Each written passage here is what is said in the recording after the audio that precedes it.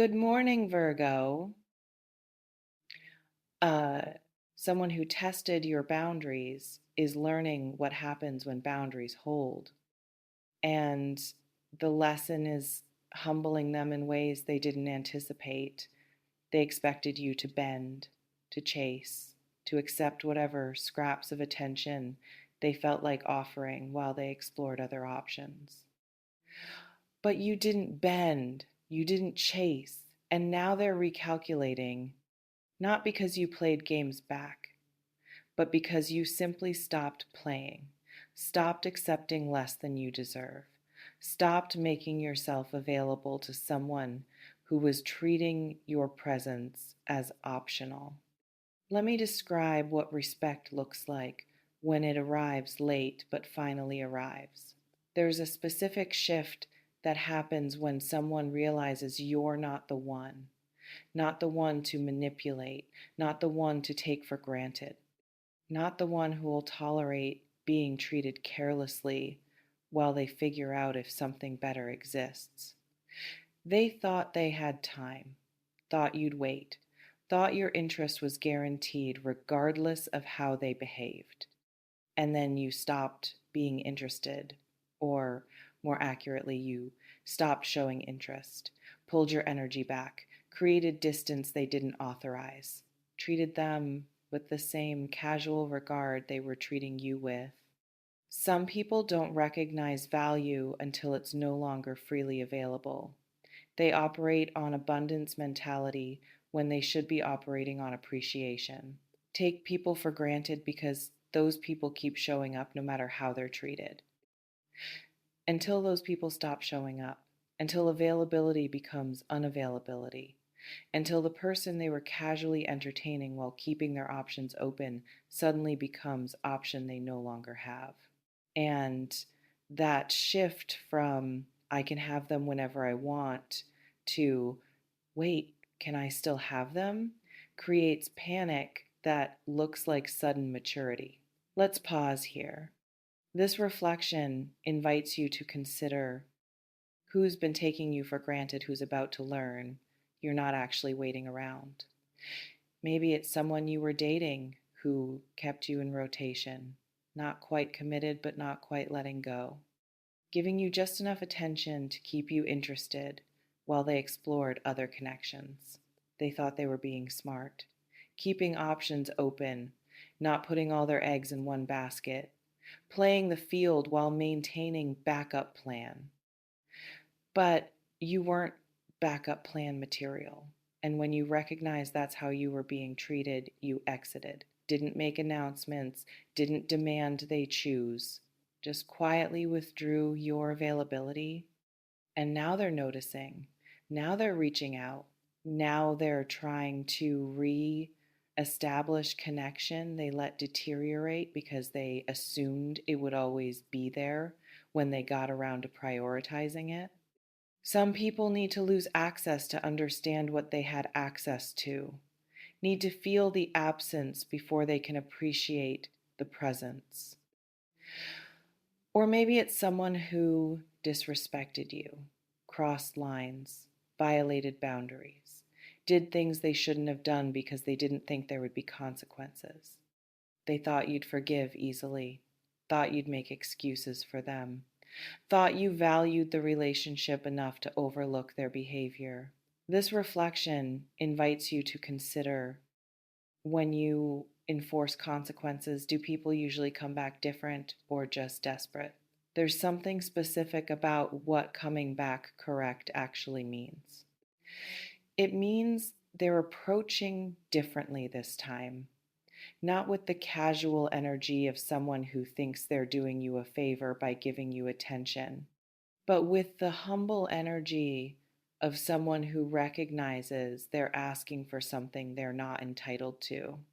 Correct means respectful, means acknowledging they messed up, means not trying to gaslight you into believing their poor treatment was somehow your fault or your misinterpretation. Correct means clarity, not vague, I miss you or I've been thinking about us, but specific acknowledgement of what they did wrong and what they're willing to do differently.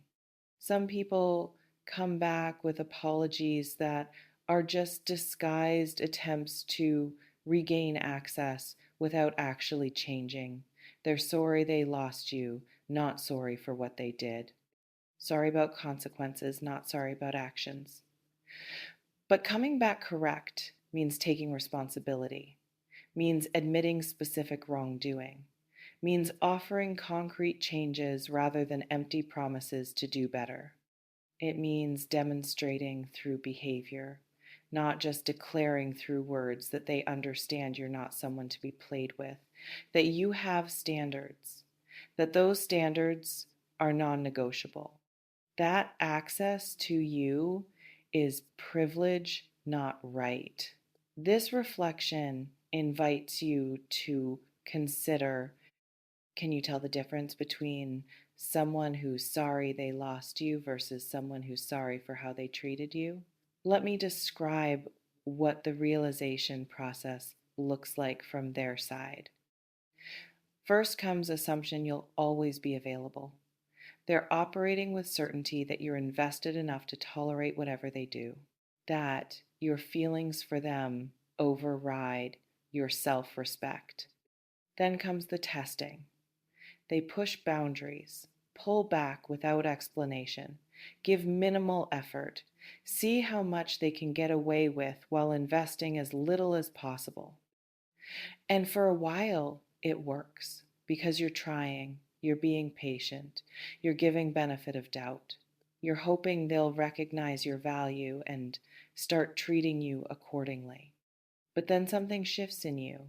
You get tired, or you get clear, or you get self-respect that finally exceeds your desire for them, and you stop accepting what you were accepting. They don't always notice immediately.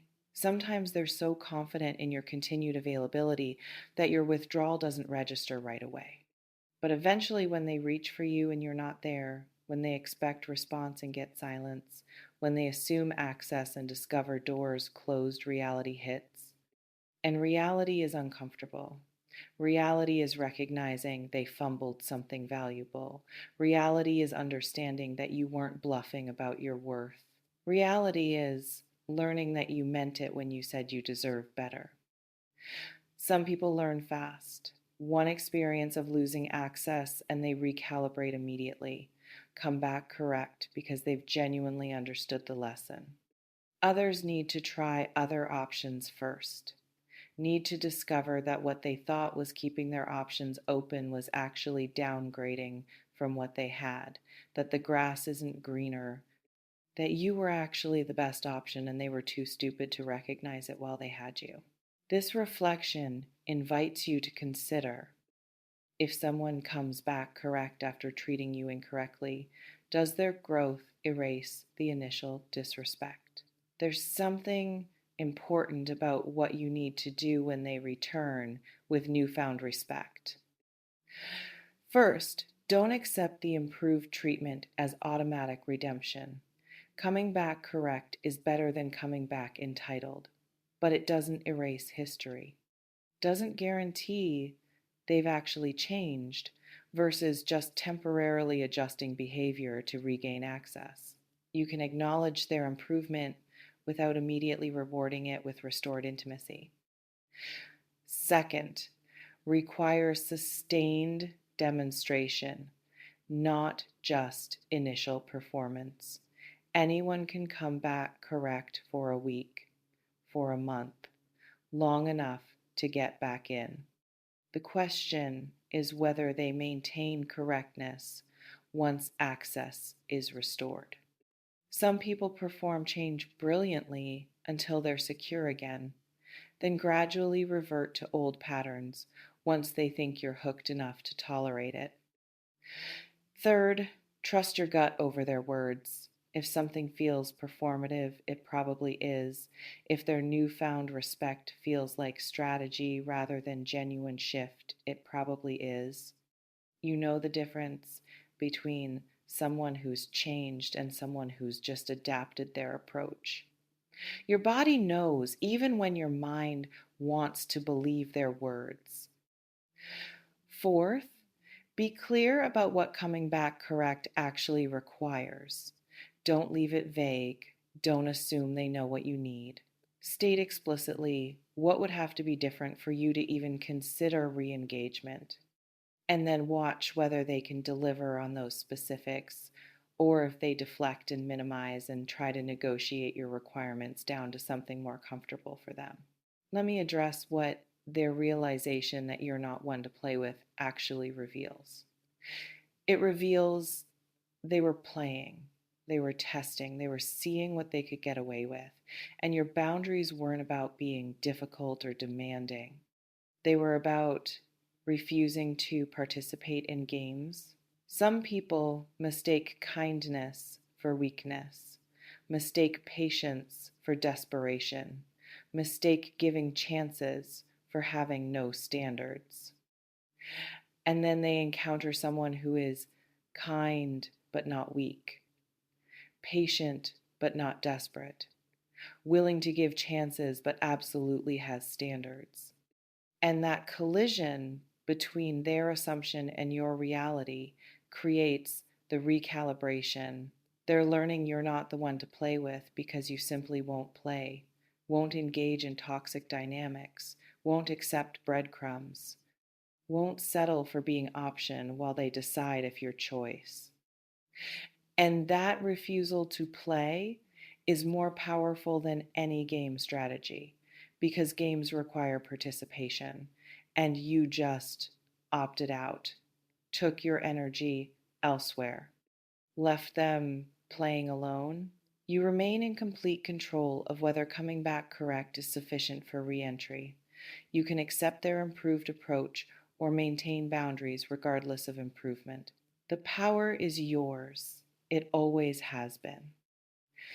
You may notice reading this has brought up a specific person who's been taking you for granted. Maybe satisfaction that they're finally recognizing your value. Maybe skepticism about whether their recognition is genuine. Maybe the question of whether you even want them back now that they're ready. Whatever it is less than #0. 5 hashes greater than, honor it. Take what resonates, softly release the rest. Trust yourself. Before we close, I want to ask you something. If someone came back treating you correctly after treating you terribly, would that be enough or has the damage already been done? Drop it in the comments. And this is learning you're not one to play with the same as earning another chance, coming back correct, because they realize you're not one to play with and their realization is valid, but it doesn't obligate your acceptance. They can acknowledge they messed up without you being required to let them try again. Growth is good, but your job isn't to be practice ground for people learning not to take others for granted. You can appreciate their evolution without being their laboratory. Not eventually, they're realizing it now. Coming back different, coming back humble. Trust yourself with this. Trust that you can acknowledge someone's growth without rewarding it with immediate access. Trust that coming back correct is minimum requirement, not achievement worthy of celebration. Trust that you're allowed to protect peace you built in their absence. See you in the next one. And listen, people learn you're not one to play with when you stop playing, when you remove yourself from games, when you demonstrate through action that your boundaries weren't bluffs. Stay boundaried, stay discerning. Coming back correct is step one. Staying correct is what actually matters. Take care.